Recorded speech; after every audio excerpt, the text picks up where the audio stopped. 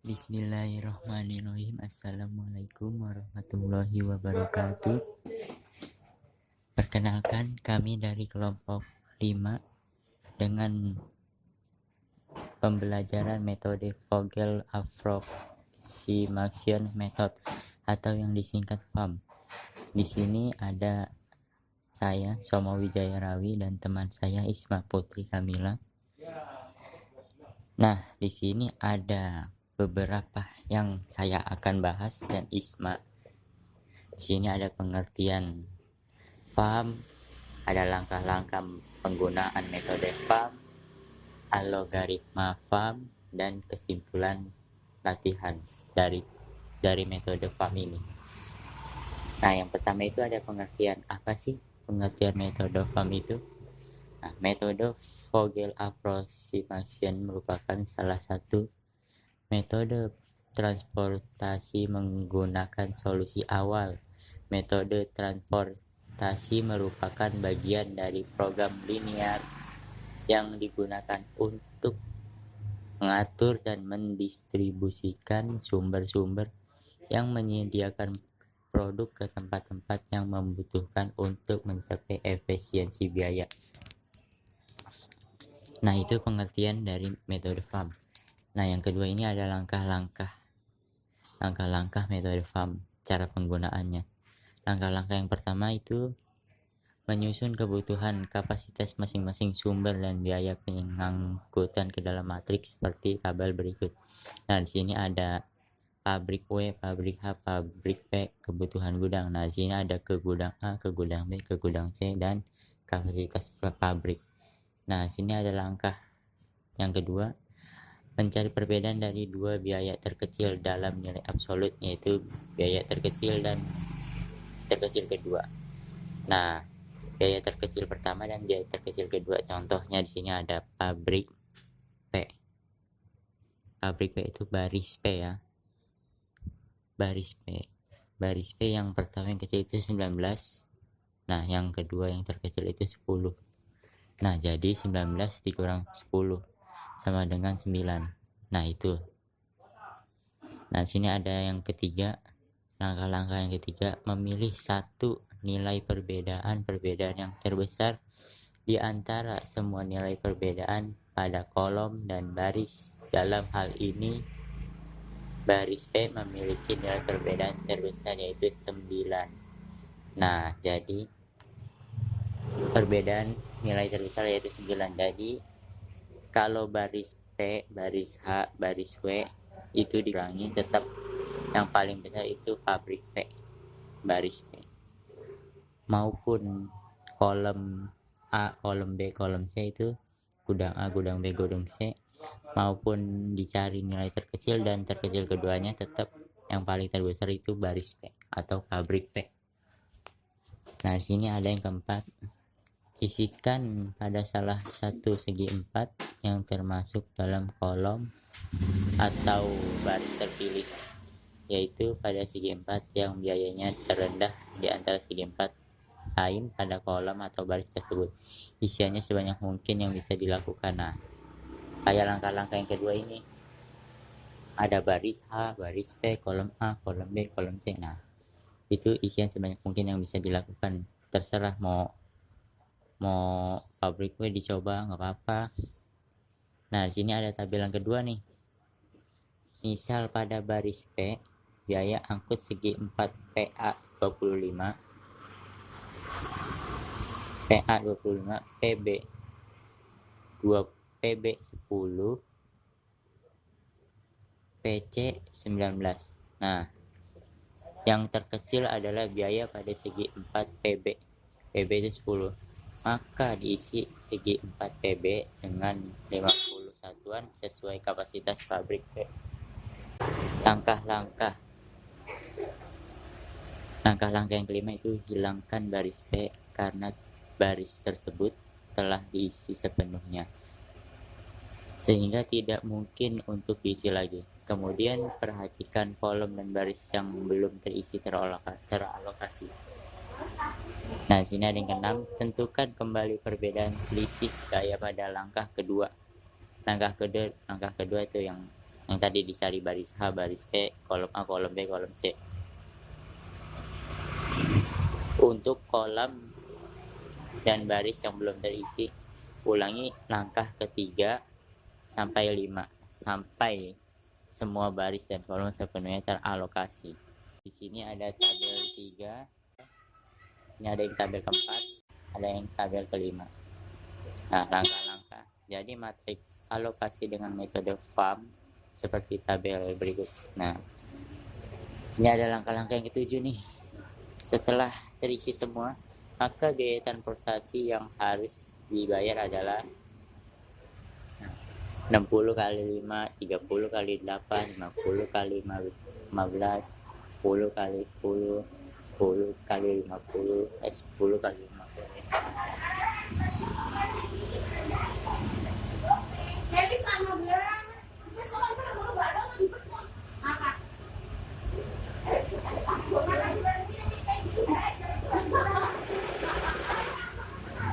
Yang kedelapan ada bila nilai perbedaan biaya ada dua yang misalnya sama, misal yang satu terletak di kolom, maka lihat segi empat yang masuk ke dalam kolom atau baris yang mempunyai nilai besar bisa memiliki biaya terendah, maka isikan alokasi maksimum pada segi empat ini. Bila biayanya tidak terendah, maka pilih segi empat yang akan diisi berdasarkan salah satu baris terpilih atau kolom terpilih. Kebaikan metode FAM adalah mudahnya menghitung, tetapi hasil pemecahannya kadang masih dapat dioptimalkan dengan menggunakan metode lain, misalnya metode simplex. Selanjutnya, algoritma. Algoritma VAM atau FAM. FAM adalah model solusi heuristik dan biasanya menghasilkan solusi awal yang lebih baik daripada metode lain. Ada northwest dan biaya terkecil. Namun pada kenyataannya solusi yang dihasilkan FAM belum tentu sebuah solusi yang optimal. Adapun langkah-langkah metode FAM adalah sebagai berikut. Yang pertama, hitung penalti dari setiap baris dan kolom. Nilai penalti didapat dari selisih antara nilai terkecil dari baris atau kolom dengan nilai terkecil kedua dari baris atau kolom yang sama. Kedua, pilih penalti terbesar. Lalu yang ketiga, alokasikan sebanyak mungkin barang pada sel dengan biaya terkecil. Lalu yang keempat, hentikan proses bila semua barang yang telah dialokasikan dan semua permintaan telah dipenuhi. Bila belum, ulangi langkah 1 dengan syarat baris atau kolom dengan jumlah barang 0 tidak ikut diperhitungkan dan iterasi berikutnya. FAM biasanya menghasilkan nilai yang optimal atau mendekati optimal dengan tingkat akurasi hingga 80%. Oke, sebelum kita lanjut ke kesimpulan, simak video berikut tentang contoh kasus dari penggunaan metode FAM. Oke, di sini saya akan memberikan contoh dalam penggunaan metode FAM. Di sini ada contoh kasusnya. Pertama kita buat, yang pertama kita lakukan adalah cari selisih pada setiap selnya. Yang pertama, di sini ada selisih baris.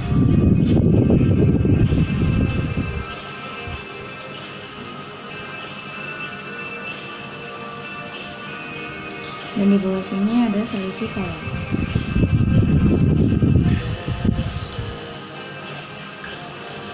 Oke. Untuk mencari selisih baris dan selisih kolom, kita gunakan dua angka terkecil pada baris atau kolom tersebut. Di bagian pertama, di baris pertama kita cari dua angka terkecil, lalu kita selisihkan atau kita kurangkan. Karena yang angka terkecil ada 5 dan 8, maka yang kita pakai adalah 5 dan 8. Berarti 8 dikurang 5 sama dengan 3.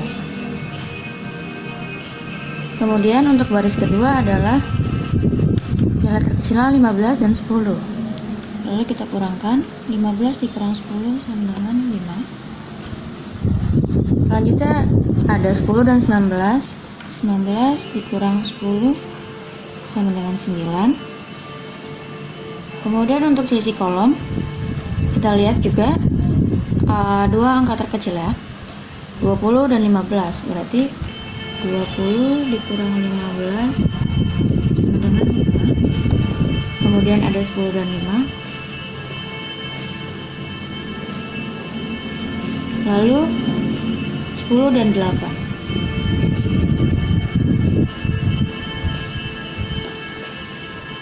Nah, lalu selanjutnya kita cari di antara selisih baris dan selisih kolom, manakah angka terbesarnya. Jadi di antara 3, 5, 9, 5, 5 dan 2, angka terbesarnya ada 9. Maka kita 9. Nah, selanjutnya kita lihat di angka 9 ini kan berarti ada di selisih baris. Maka kita pakai baris ketiga, yaitu di pabrik C. Nah, lalu kita cari di antara ketiga baris ini manakah angka yang terkecil ya. Oke. Angka terkecilnya adalah 10. Maka kita tandakan 10. Di sel 10 ini kita lihat pabrik C memiliki supply 50 dan di gudang G di sel 10 ini memerlukan 110. Berarti kita dari yang si 50-nya ini kita taruh di sini sebanyak-banyaknya atau disemuakan karena kita butuhnya 110. Jadi 50. Maka di sini habis. Nah, berarti baris yang sini sudah sudah diselesaikan. Ayo kita coret. Oke, lanjut untuk lanjut kita mengisi sel-sel yang masih kosong. Lalu selanjutnya kita buat lagi selisih barisnya dan selisih kolomnya. Kita lihat di sini masih angka 8 dan 5 yang masih angka terkecilnya. Jadi kita tulis saja 3. Di sini juga masih 15 dan 10, kita tulis saja 5. Karena ini sudah dipakai atau sudah digunakan, maka di sini kita kasih tanda strip aja. Kemudian di sini masih dua angka terkecil, masih 20 dan 15, berarti masih sama. Nah, untuk di sini karena 10-nya kita udah anggap habis, udah nggak ada, jadi sisa angka 20 dan 5. 20 dikurang 5 sama dengan 15. Di sini masih sama 10 dan 8, berarti kita masih tulis 2. Lalu kita cari lagi angka terbesar dari 5, 15, 5, 3, dan 5. Maka angka 15. Berarti sekarang kita kan tadi ada di selisih baris dan sekarang ada di selisih kolom. Berarti kita lihat kolomnya di kolom di gudang Y, dia cari angka paling kecil yaitu angka 5. Oke. Maka di sel 5 ini kita lihat pabrik A memiliki 90 supply memiliki 90 dan masih membutuhkan sekitar ini tadi belum dikurang. Lalu karena kita masih memerlukan 60, maka si 90-nya ini kita menaruh supplier di sel 5 ini sesuai kebutuhan kita, yaitu 60. Maka di sini sisa 30. Oke.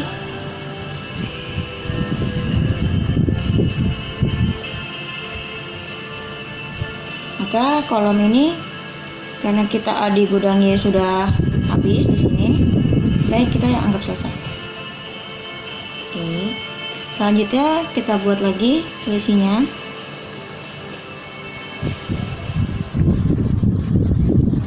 Di sini karena 5-nya sudah dipakai, jadi sisa 20 dan 8. Berarti 20 dikurang 8, 12. Di sini masih 15 dan 10, berarti masih kita tulis 5. Di sini kita kasih strip. Lalu kemudian di sini masih 20 kurang sama 15, berarti kita kurangkan 5. Karena ini sudah selesai, kita kasih strip. Dan ini masih 10 dan 8, masih kita ambil. Lalu di antara angka selisih baris dan selisih kolom, kita cari lagi angka terbesarnya, yaitu 12.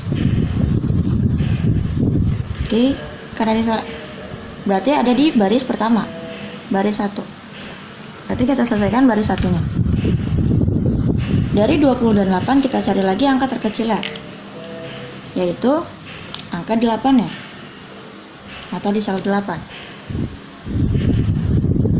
Lalu karena disuplai pabrik A sisa 30, hanya memiliki sisa 30, dan kita membutuhkan 40, maka kita habiskan di sini semua, ditaruh semuanya 30.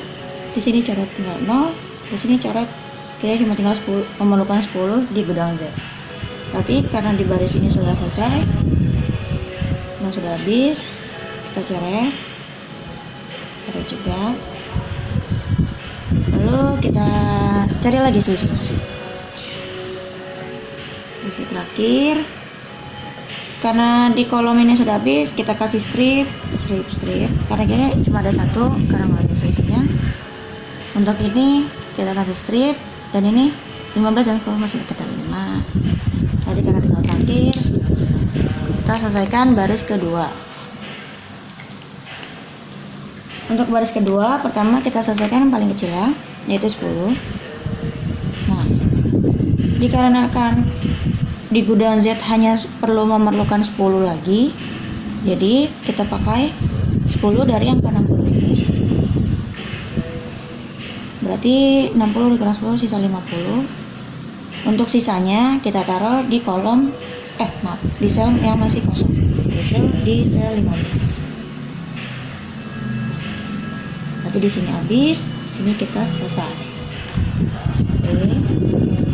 Selanjutnya karena kita sudah seperti ini, kita cari biaya transportasinya.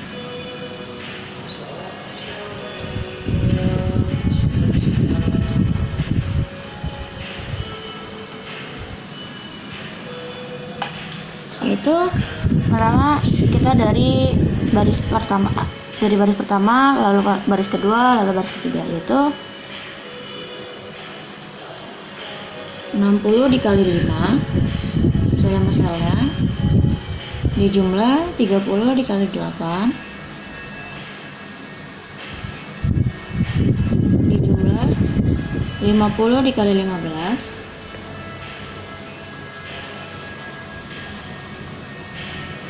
dijumlah 10 dikali 10, dijumlah 50 dikali 10. Maaf, ini berarti sudah habis ya.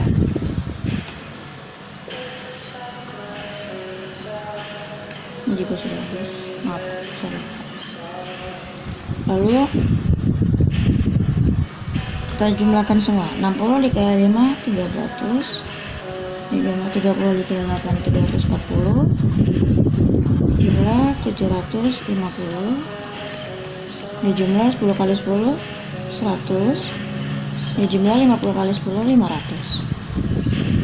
Kita jumlahkan semua, maka hasilnya 1890. Jadi biaya transportasi dari contoh kasus ini menggunakan metode FAM adalah 1890.